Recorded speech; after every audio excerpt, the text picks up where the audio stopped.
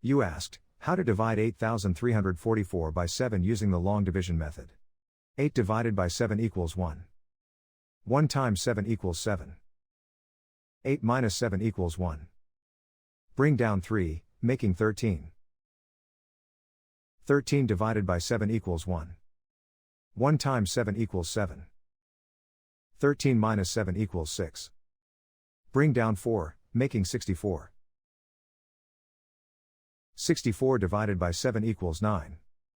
9 times 7 equals 63. 64 minus 63 equals 1. Bring down 4, making 14. 14 divided by 7 equals 2. 2 times 7 equals 14. 14 minus 14 equals 0. The remainder is 0. The final result is 1192.